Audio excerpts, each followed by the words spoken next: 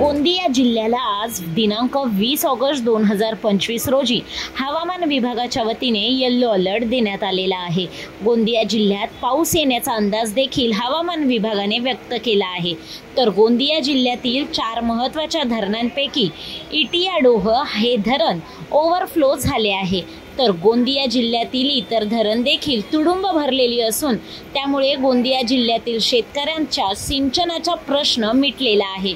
इटियाडोह धरणमध्ये 100% पाणीसाठा, शिरपूर धरणमध्ये 83% पाणीसाठा, कालीसराळ धरणामध्ये 83% पाणीसाठा आणि पुजारी टोला धरणात 67% पाणीसाठा आजच्या घडीला उपलब्ध आहे।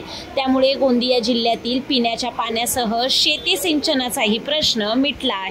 तसा मागील 2 ते 3 दिवसापासून आपल्या विशेषतः गोंदिया जिल्ह्यात म्हणजे पूर्व विदर्भात आपल्याकडे येलो अलर्ट आहे आणि आज रोजी देखील भारतीय हवामान खात्याने जिल्ह्यात येलो अलर्ट दिलेला आहे। आज रोजीची जर आपल्या जिल्ह्यात पूर परिस्थिती बघितली तर परिस्थिती आपल्याकडे अगदी सामान्य आहे, परंतु पश्चिम महाराष्ट्रात आणि कोकण आणि मुंबई या भागात जर आपण गेलो तर निश्चितच त्या भागात पूर परिस्थितीची चिन्ह दिसत आहे।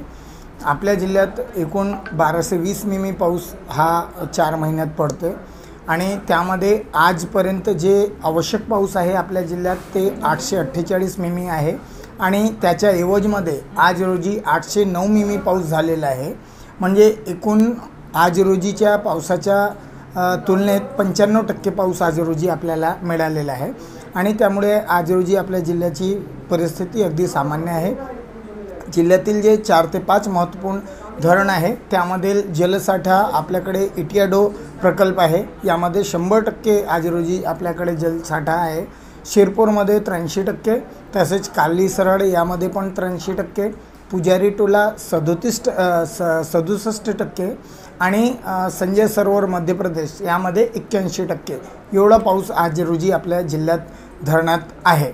आणि यामध्ये राज्य शासनाने यावेळेस एप्रिल, मे, जून यापर्यंतचा एकूण 38,19,000 रुपये निधी पण शेतकऱ्यांच्या घरगुतीच्या नुकसानीसाठी दिलेला आहे आणि तो या कार्यालयामार्फत जे तहसील कार्यालय आहे त्यांना वितरित देखील करण्यात आलेला आहे। यामध्ये आता आज रोजी तर येलो अलर्ट दिसत आहे।